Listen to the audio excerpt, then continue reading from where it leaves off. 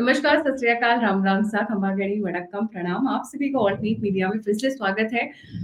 नवरात्रों की बहुत बहुत शुभकामनाएं। आज पहला नवरात्रा है। जो लोग फास्ट रख सकते हैं, श्रद्धा से फास्ट रखिए, आपके सिस्टम के लिए अच्छा है।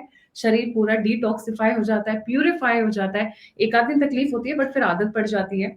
और आज शैलपुत्री जी का है पहला दिन, माता रानी का है।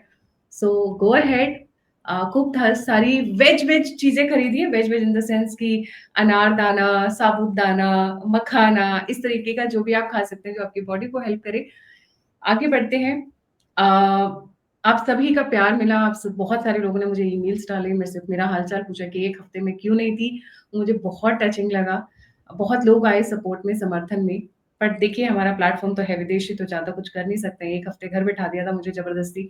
मतलब मैं जब सड़कों की खाक भी छान रही होती हूँ, मैं तब भी वीडियो कर रही होती हूँ, मैं ट्रैवल के टाइम पर ये जबरदस्ती का एक हफ्ते का ब्रेक मुझे बड़ा चुभा, आप लोगों से जो नहीं मिल पाई। आगे बढ़ने से पहले एक रिक्वेस्ट है, प्लीज लाइक, सब्सक्राइब और शेयर जरूर करें। और अगर आप में सामर्थ्य है तो प्लीज सामने आए, कंट्रीब्यूट करें, डोनेट करें और सपोर्ट करें ऑल्टरनेट मीडिया को, जिससे मैं आप लोगों के लिए इसी तरीके के डीपर एनालिसिस लेकर आती रहूं। और मैंने डीपर एनालिसिस लिए बोला है क्योंकि मनीष चौधरी भाई का जो ट्विटर हैंडल है, एक्स हैंडल है, डीप डाउन एनालिसिस, बहुत अच्छे एनालिसिस करते हैं। शुरू करते हैं। अभी तक ट्रंप झटके दे रहे थे हमें, भारत को, और स्पेशली मोदी जी के बर्थडे के बाद से रोज एक नया झटका आ रहा था और वो हमेशा बढ़ते ही जा रही थी इंटेंसिटी। अब क्या है ना, मोदी जी है Scorpio, if I M correct with the Hindi, it's वृश्चिक राशि। वृश्चिक राशि से अगर आप प्यार से उनकी जान भी मांगेंगे ना, तो वो जान निकाल कर दे देते हैं अपनी हथेली पर अगर आप उनके साथ धोखा करेंगे तो लिख कर ले लीजिए, मरते दम तक, चाहे 20 साल, 15 साल, 25 साल लगे, वो पलट कर जरूर जवाब देते हैं, उसका माफ नहीं करते हैं, धोखेबाजी को माफ नहीं करते हैं। मोदी जी ने शुरू कर दिया जवाब देना इस वक्त ट्रंप को, and there is a big development. Trump को एक बहुत बड़ा झटका धीरे से दिया है मोदी जी ने। मनीष भाई, very warm welcome on the show, the platform is yours, let's get started ji. Thank you Gayatri ji, और आपके सभी दर्शकों को भी नवरात्र की जो शुरुआत हुई है उसकी बहुत बहुत शुभकामनाएं। और जो उसमें पर्टिकुलरली फास्टिंग कर रहे हैं वो अपना जरूर ध्यान रखें। और आप, जो हम सब की आस्था है, वो आपके परिवार वालों और सबके लिए कहीं ना कहीं वो जरूर वैल्यू ऐड करता है। और इस सब के बीच में जब हम फास्टिंग की बात करते हैं तो प्राइम मिनिस्टर मोदी की भी जो फास्टिंग होती है नवरात्रि की, वो काफी फेमस है। और उसी के बीच बहुत सारी ऐसे पावरफुल चीजें निकल करके आ रही है। उसमें सबसे पहला है कि ना सिर्फ हम अलग अलग जगह पे आत्मनिर्भर बनने की कोशिश कर रहे हैं, स्वदेशी सामान की बात कर रहे हैं कि हम खुद का बनाया हुआ खाएं, खुद का बनाया हुआ पहने। एक और चीज बहुत महत्वपूर्ण है, वो ये है कि पूरा दुनिया भर में अमेरिका का एक डोमिनेंस है इसके बिग फोर अकाउंटिंग फर्म्स के थ्रू, जो कि $240 बिलियन अमेरिका को हर एक साल रेवेन्यू में ऐड करता है। इनका जो बिग फोर है, डेलॉयट, केपीएमजी, पीडब्ल्यूसी, EY। और मैं पहले ही डिस्क्लेमर दे रहा हूं, this is not against any company, this is जो भारत जो अपने नए पॉलिसी को लेकर के आ रहा है। तो ये जो बिग फोर है, ये $240 बिलियन एनुअली अमेरिका में लेकर के आते हैं। और भारत से यहाँ पर करीब करीब इनका 10 से 15 बिलियन डॉलर का रेवेन्यू है। तो समझ सकते हैं कि भारत में ये लगभग लगभग $15 बिलियन कमाते हैं। कैसे?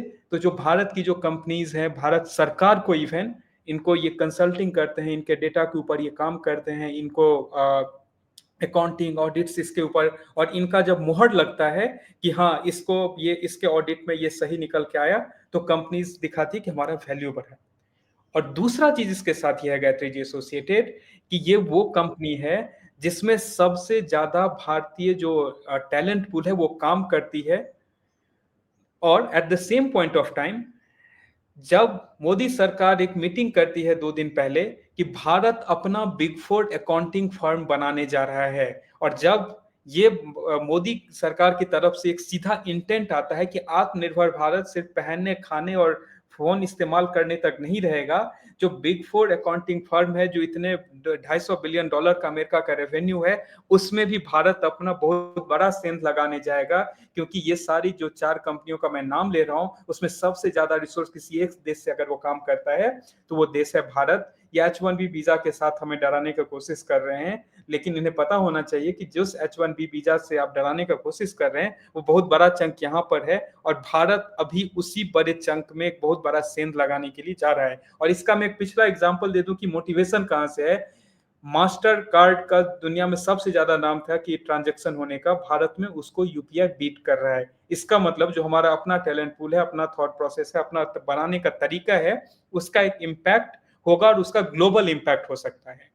अब इसमें ये फिर क्वेश्चन आएगा कि जब भारत इतना बड़ा अभी अमेरिका के पूरे जो डोमिनेंस में सेंध लगाने की कोशिश कर रहा है, तो इतने दिनों से हमने क्यों नहीं किया था?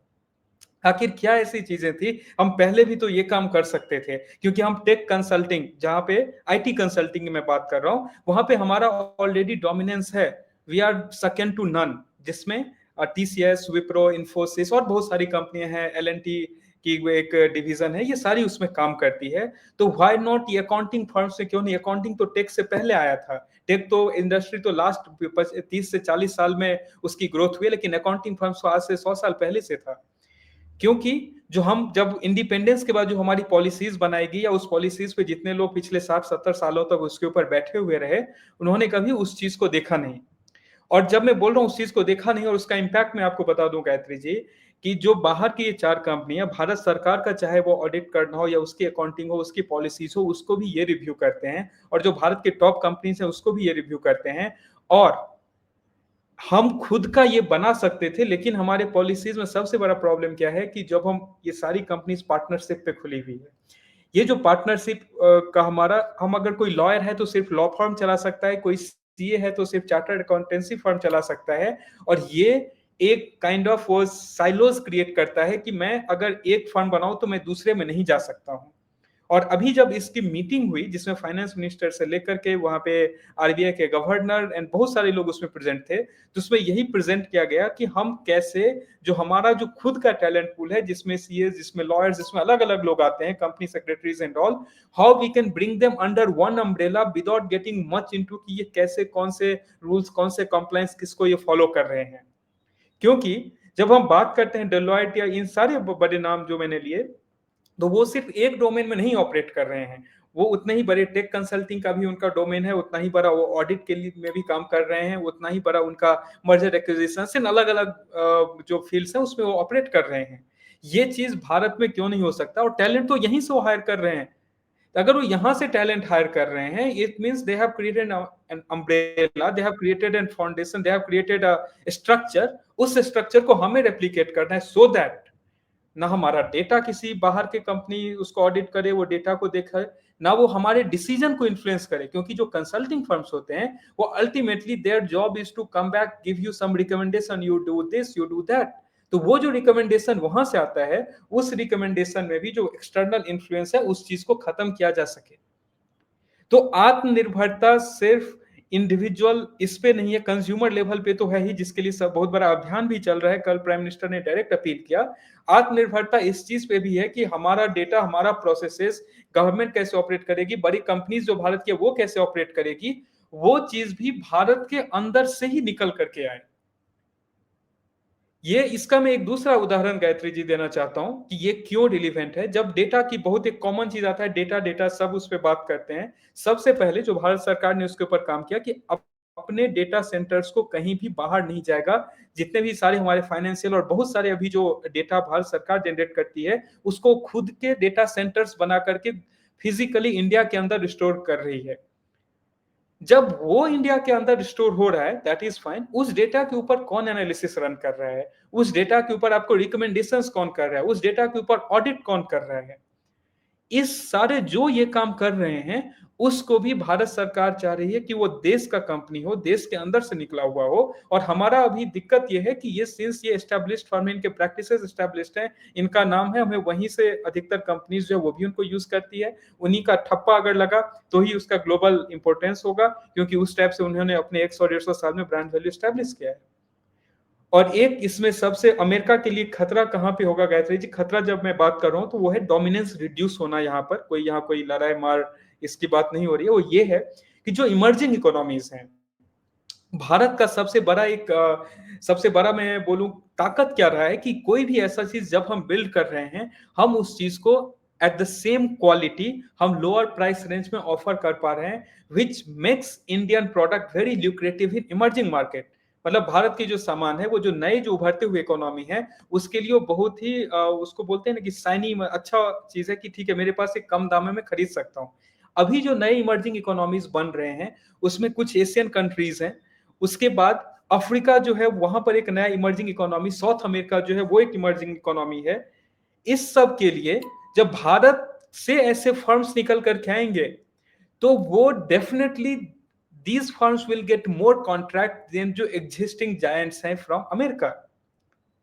तो अमेरिका के लिए सिर्फ ये नहीं है कि भारत में उसके कॉन्ट्रैक्ट रिड्यूस होंगे, अभी जो सबके लिए सिर्फ एक ही ऑप्शन अवेलेबल था कि हमें वही 4 कंपनी या वही 5-6 कंपनी से काम करवाना है, उसके लिए एक रिलायबल अल्टरनेटिव होगा जो कि शायद at lesser much lesser cost में अवेलेबल हो।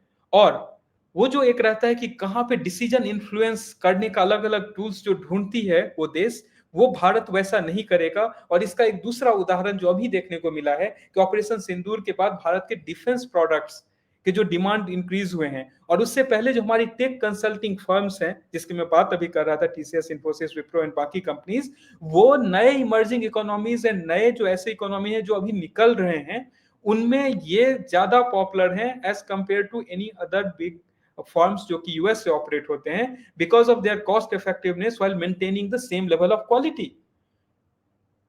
तो वो यहां भी होगा अकाउंटिंग फर्म से। और अकाउंटिंग फर्म गायत्री जी सिर्फ एक ही है, ये आपको अलग अलग, जैसे हम इंडियन डिफेंस प्रोडक्ट्स पे हम खुद बनाने की कोशिश कर रहे हैं, कंज्यूमर प्रोडक्ट्स हम खुद बनाने की कोशिश कर रहे हैं, ऐसे करके cyber security firms and all बाकी अलग अलग जो सेक्टर्स हैं जहां पे अभी हमारे दिमाग में वायर्ड इन है कि ये अमेरिका से आएगा तभी ये बेस्ट प्रोडक्ट होगा, वो नहीं होने वाला है। उसी चीज को लेयर सतह बाय सतह उसको ठीक किया जा रहा है। और जब मैं सतह की बात करता हूं, सबसे पहले पब्लिक परसेप्शन को क्रिएट करना कि हम खुद बना सकते हैं और जो इंडियन बनाया हुआ प्रोडक्ट होगा भारत में वो उतना ही रिलायबल होगा। सेकंड, जो हमारे पॉलिसीज जो आज से 50-60 साल पहले लिखे गए थे उस पॉलिसीज को सिंप्लीफाई किया जाएगा सो दैट कि ये बनाने में, इसको इंटीग्रेट करने में इजी हो। कैसे आज इतने सारे डिफेंस कंपनीज, छोटे छोटे कंपनीज जो है वो इसमें पार्टिसिपेट किए थे ऑपरेशन सिंदूर में, जहां पे भुवनेश्वर में मैं एक कंपनी देखता हूं, मैं रोज उस रोड से क्रॉस करता हूं, आईजी ड्रोन्स। जब डिफेंस मिनिस्ट्री का वहां पर निकला कि कौन कौन से कंपनीज ने इसमें ड्रोन सप्लाई किए, तो वो कंपनी के वो 2 कॉलेज ग्रेजुएट्स खोले हुए हैं वो कंपनी। तो वो integration we have to go beyond कि जो स्टार्टअप का एक कल्चर क्रिएट हुआ वो सिर्फ टेक प्रोडक्ट और इस सब तक नहीं, वो इस सारे सेक्टर्स में भी वो डोमिनेट करे। अब कहीं भी उठा करके देख लीजिए कितना H1B वीजा पे क्यों अमेरिका की लगी पड़ी है, क्यों वो मागा क्राउड को सेटिस्फाई करने के लिए ट्रंप ये काम कर रहे हैं, because the people from India go there और वही उस सारे जो इनोवेशन और ये सब चीज हो रहे हैं उसमें कंट्रीब्यूट कर रहे हैं। तो if they are going, they are doing it, अगर उस चीज को इंडिया में ही स्ट्रक्चर प्रोवाइड किया जाए, बनाया जा सकता है, we can dominate the whole world, not just leave alone 1 या 2 देश। जी गायत्री जी। कुछ इनडायरेक्ट टैक्सेस के ऊपर भी बात चल रही है, ये क्या नया मामला है जिसपे मोदी गवर्नमेंट कहा जा रहा है उन्होंने एक और झटका दिया है टैक्सेस को लेकर यूएस गवर्नमेंट को, ट्रम्प को स्पेसिफिकली? उसमें देखिए जब हुआ क्या था, ये तब तक पहलगांव और ऑपरेशन सिंदूर और ट्रंप का पाकिस्तान प्रेम जो है वो बाहर नहीं निकला था। ये बात मैं कर रहा हूँ अप्रैल के आसपास के। तो उस टाइम में जस्ट कि ये जो ट्रेड डील्स हैं और जो एफटीएस चल रहे हैं अमेरिका के साथ, उसको कैसे म्यूचुअली बेनिफिशियल बनाया जाए। तो भारत सरकार ने क्या किया था कि जो हमारे बहुत सारे जो कंपनीज हैं, मेटा हो गया, अमेजोन हो गया, गूगल हो गया, यूट्यूब, ये सारे जो एड रेवेन्यूज वगैरह यहाँ से जनरेट करते हैं, तो उसके ऊपर एक कुछ छोटा सा टैक्स था, 5% एक टैक्स था, एक 2% का था। उसको भारत सरकार ने हटाने का काम किया कि ठीक है इसको हटा देते हैं सो दैट ये कोई अननेसेसरी फ्रिक्शन क्रिएट नहीं करे। और जो हम एक लार्जर गोल के लिए जो हम ट्रेड डील की बात कर रहे हैं वो ट्रेड डील एक सही तरीके से हो और उसमें एक दिखे अमेरिका को भी कि भारत भी अननेसेसरली टैक्स नहीं कर रहा है, एंड सिमिलरली जो इंडियन प्रोडक्ट्स जा रहे हैं वो भी इंपैक्ट नहीं हो। और यहां से जो इन कंपनीज का रेवेन्यू करीब करीब $20 बिलियन का है पूरे साल भर का, लगभग लगभग 1.5 लाख करोड़ का। यहां पर ये टैक्स वहां हटाया गया, लेकिन उसके बाद जैसे ही डोनाल्ड ट्रंप का नया बिजनेस पॉलिसी आता है, उनका नया फॉरेन पॉलिसी इंट्रोड्यूस होता है, उस इंट्रोडक्शन के साथ ऐसा हुआ कि पिछले हम 1-1.5-2 महीने से देख रहे हैं कितना ज्यादा फ्रिक्शन है for trade policies, free trade agreement, उसमें टैरिफ वॉर चल रहा है। भारत सरकार रीवैल्यूएट कर रही है कि क्या हमने जो वो टैक्सेस हटाया था उसको और ज्यादा इंक्रीज करके लगा देना चाहिए क्या। और ये जब हो रहा है गायत्री जी, इसमें एक बहुत ही एक सॉफ्ट सिग्नल है। ये होगा कितना स्ट्रांगली इसका तो मुझे नहीं पता, बट इसमें सॉफ्ट सिग्नल ये है कि डोनाल्ड ट्रंप ने एक स्टेटमेंट उन्होंने दिया था कि कोई भी देश अगर अमेरिका के टेक कंपनी के ऊपर टैक्स लगाने की कोशिश करेगी तो अमेरिका उसको डायरेक्ट टैरिफ वॉर समझेगा। और ये स्टेटमेंट को उस टाइम पे निकाल करके लाया जा रहा है जब थोड़ी सी इसमें चीजें जो है वो लगा ऐसा कि, क्योंकि आज पीयूष गोयल जो हमारे कॉमर्स मिनिस्टर हैं वो अमेरिका गए हैं फिर से ट्रेड डील के ऊपर निगोशिएट करने के लिए, क्योंकि कुछ दिन पहले वहां से उनके जो निगोशिएटर थे, ट्रेड निगोशिएटर, वो भारत आए थे। और प्राइम मिनिस्टर के जब बर्थडे था तो उस दिन प्राइम मिनिस्टर मोदी और ट्रंप के बीच में बातें भी हुई थी। तो अब ये जो न्यूज बीच में निकल करके आ रहा है, इसके दो पॉसिबल इंडिकेटर्स हैं। एक क्या, भारत अपने वो जो होता है ना कि कभी अपना एग्रेशन इतना दिखाना कि सामने वाले को भी लगे कि ऐसा नहीं है कि मैं सिर्फ एक तरह से पुशबैक कर रहा हूं, भारत उसको दिखाने की एक कोशिश वहां पर है। और दूसरा, इस न्यूज को अगर एम्पलीफाई किया जा रहा है बहुत ज्यादा, तो इसमें वो सारे एलिमेंट्स भी एक्टिव हैं जिसको लगा कि रिसेंट में जो डेवलपमेंट्स हुई है जिससे शायद चीजें थोड़ी सी और स्ट्रीमलाइन हो, क्या उस चीज को फिर से ऑफ ट्रैक लाने के लिए, ट्रंप के ईगो को फिर से कहीं ना कहीं टच या पंक्चर करने के लिए इस न्यूज को इन्फ्लेट किया जाए, so that they come back, give some random statement, और फिर से ये ट्रेड डील जो है जो शायद थोड़ी लाइन पे आई है वो ऑफ ट्रैक फिर से हो जाए।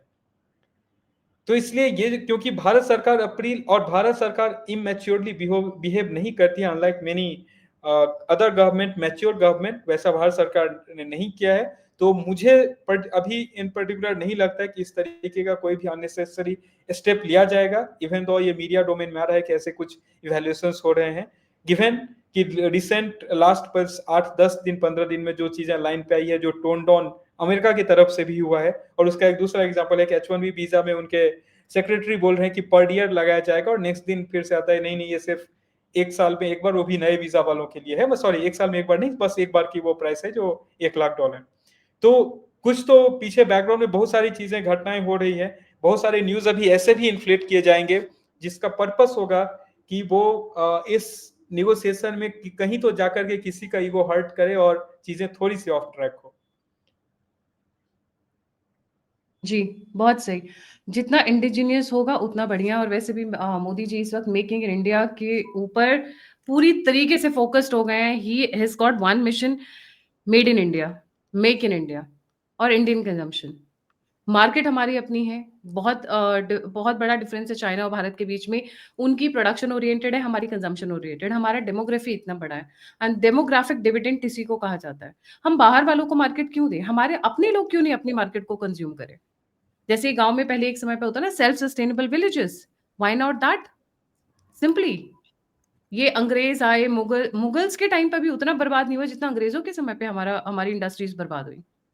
उन्होंने बिल्कुल हमारी इंडस्ट्रीज को खत्म कर दिया। ब्रिटिश से खरीदना है, ब्रिटेन से ही सामान आएगा। आप सभी को याद होगा नील की खेती के वक्त में जो हुआ करता था। जी मनीष। एक चीज गायत्री जी, जब अब मैं इस पे आपने टच किया कि स्वदेशी पे, हम लोगों ने एक दो शो किया था कि भारत अपना खुद का जो शिपिंग में है वो कितना अभी फोकस करने का कोशिश कर रहा है। प्राइम मिनिस्टर मोदी का 2 दिन पहले एक स्टेटमेंट आता है कि हम लगभग लगभग पूरे साल भर में हम $75 बिलियन हम पे कर रहे हैं फॉरेन शिपिंग कंपनीज को, जो कि हमारे डिफेंस बजट के बराबर है। मतलब ठीक है, जब हम जीडीपी की बात करें, मैं टेक्निकल टर्म्स में इसको बस बताना चाह रहा हूं, अगर वही 75 बिलियन हम भारत के ही किसी कंपनी को अगर हम पे करें तो हमारे वो जीडीपी का हिस्सा बनता है। वो जो उस कंपनी के साथ जो लोग काम कर रहे हैं, फिर से उनको वो सैलरी कहीं ना कहीं जाएगा, वो फिर कहीं इन्वेस्ट करेंगे, कहीं कुछ परचेज करेंगे, तो एक वो 75 बिलियन और 200-250 बिलियन बन के जीडीपी में ऐड होगा, वो भी हम दूसरे को दे रहे हैं। तो इस ये लेवल पे दस made in India lakh crore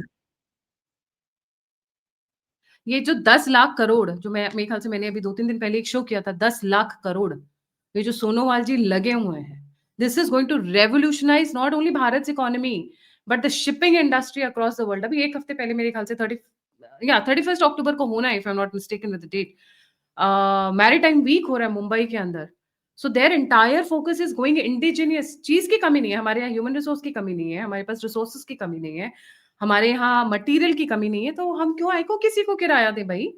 Why should we pay them rent when we have everything? And हम 3 तरफ समुंदर से घिरे हुए हैं। इंडियन ओशन हमारा है और उसके बावजूद अगर हम दूसरों को शिपिंग के पैसे दे रहे हैं, then that's not being futuristic and that's not a leadership thing. But अलग बात है कि हमारे यहाँ तो ऐसे ऐसे प्राइम मिनिस्टर हैं जिनकी तो मैं ना ही बोलूँ तो अच्छा है। अभी रिसेंटली किसी का वीडियो वायरल हुआ, I am forgetting the name, Manishi आपको भी याद होगा, उन्होंने सीधे सीधे आकर ये कहा था कि एडमिनिस्ट्रेशन का कहा, सीधे बोला गया था मनमोहन सिंह को कि तुम एडमिनिस्ट्रेशन देखो, पॉलिटिक्स हम संभाल लेंगे।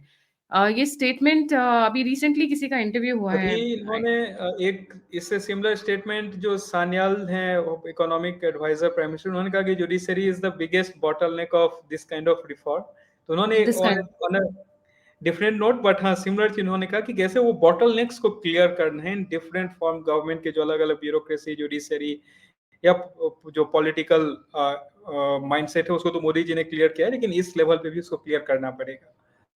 जी, बिल्कुल। Thank you so much Manish for joining. Manish का ट्विटर हैंडल है डीप डाउन एनालिसिस। मेरे ट्विटर और टेलीग्राम के नेम्स आपके सामने हैं, आप इन हैंडल्स पे जाके हमें फॉलो कर सकते हैं। और अगर आपको हमारा काम पसंद आता है, हमारी मेहनत पसंद आती है, तो प्लीज़ आगे आएँ, सपोर्ट करें, contribute, donate and support us through UPI और the number that is given in the description box and even on the screen. इसी के साथ थैंक यू वंस अगेन। जय हिंद, जय श्री राम, हर हर महादेव।